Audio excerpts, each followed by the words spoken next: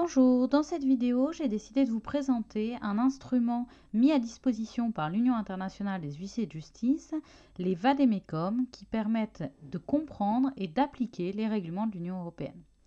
À ce jour, l'Union internationale des huissiers de justice propose 4 vade-mecum que vous trouverez donc sur leur site internet dans la rubrique Informations, à savoir un vade-mecum sur la saisie conservatoire européenne, un vade-mecum sur l'injonction de payer européenne, un vade-mecum sur la signification dans l'Union européenne et enfin un vade-mecum sur les petits litiges. Dans cette vidéo, je vais vous présenter le vade-mecum sur l'injonction de payer européenne puisque c'est le dernier à avoir été mis en ligne par l'Union internationale des huissiers de justice. Alors un vade-mecum, qu'est-ce que c'est? C'est un instrument qui a été mis en ligne dans le but de donner toutes les informations utiles pour appliquer les différents règlements de l'Union européenne. Chaque vade-mecum fonctionne de la même façon avec une présentation, les procédures applicables, vous avez les liens sur le côté des différentes rubriques, les règles en matière de signification ou notification lorsqu'il y a lieu, mais également à la fin une bibliographie. Alors les différentes rubriques dépendent de chacun des règlements puisqu'elles sont liées à la procédure applicable pour chacun des règlements. Alors pourquoi ces vade-mecum sont-ils particulièrement intéressants? Puisqu'ils expliquent en termes clairs tout le fonctionnement des règlements de l'Union européenne, des règlements visés, et ils contiennent également les liens qui permettent d'accéder aux différents formulaires ou même au texte du règlement lorsque vous en avez besoin. Donc chaque vade-mecum comprend une présentation, donc pour l'injonction de payer européenne, une explication des sources et des endroits où des liens pour obtenir les formulaires et le règlement, donc une introduction qui explique la raison d'être du règlement, qui explique son caractère facultatif, mais également le coût de la procédure, l'objet et l'objectif de la procédure, il s'agit de simplifier, d'accélérer et de réduire les coûts, également le champ d'application du règlement, quels sont les États membres concernés, donc par exemple là on voit que le Danemark, le Royaume-Uni et l'Irlande n'appliquent pas le règlement, mais également le champ d'application matériel du règlement, et la nécessité pour ces procédures d'avoir un caractère transfrontalier. Cette présentation permet également de comprendre quelles sont les règles de compétences applicables et le règlement, en l'hypothèse, renvoie au règlement Bruxelles 1 bis avec une particularité cependant pour le consommateur pour lequel le règlement est plus strict que ne l'est le règlement de Bruxelles 1 bis. Et enfin, tous les liens pour trouver les informations et un renvoi à la colonne de gauche que je vous ai déjà montré. Alors, après cette présentation, le vade-mecum reprend la procédure. Donc, on suit petit à petit toutes les étapes qu'il va falloir suivre, pour obtenir ou non une injonction de payer européenne. Alors, je dis ou non parce que dans certains cas, évidemment, la demande sera rejetée. Donc, il faut savoir que la procédure d'injonction de payer européenne est une procédure unilatérale. Cette procédure est, comme de nombreux règlements de l'Union européenne, régie par des formulaires. Les liens des différents formulaires sont mis en place sur le site. L'intérêt d'une procédure par formulaire, c'est la simplification des procédures. On dispose des formulaires dans toutes les langues de l'Union européenne et ça facilite la compréhension entre les différents États et les différents acteurs de la procédure. Il y a des règles particulières en matière de preuve. Le règlement précise également quel est le rôle du droit national, puisqu'il ne régit pas l'intégralité de la procédure. Pour certains points, il est renvoyé aux droits nationaux. Sur les conditions d'application du règlement, il est précisé qu'il faut des créances pécuniaires liquides et exigibles et que la créance doit être incontestée. Dans le vade-mecum, on explique qu'est-ce qu'une créance incontestée.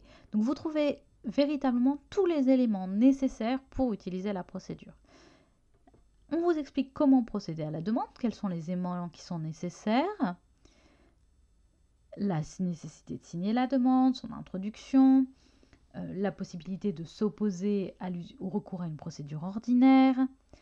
Ensuite, une fois la demande effectuée, on vous explique quel est l'examen de la demande, donc qui peut amener à des modifications, enfin une demande de complément ou de rectification de la demande, ou à une modification de la demande.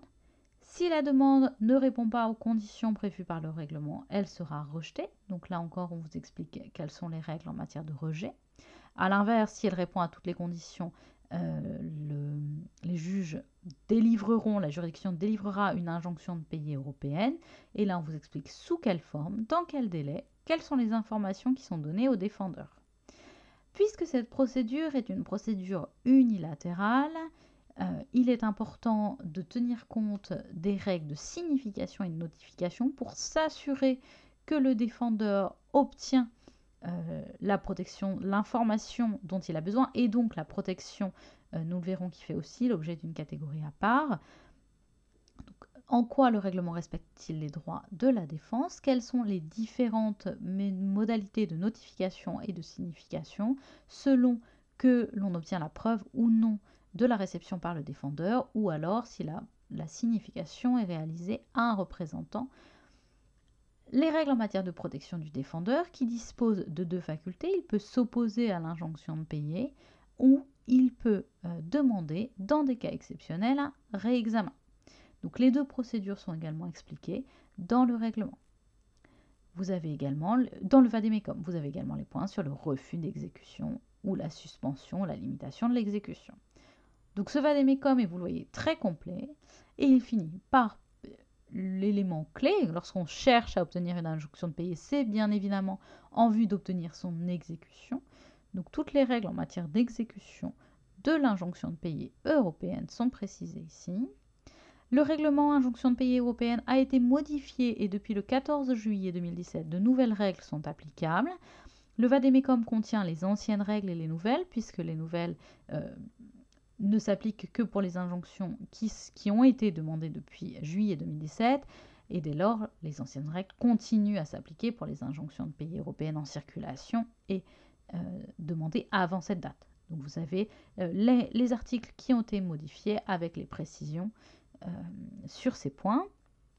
Et enfin, comme dans tous les vade-mecum, vous avez une bibliographie avec les principales publications sur le sujet. Alors, une bibliographie qui n'est pas exhaustive, mais qui permet, si on veut aller plus loin, d'obtenir des informations.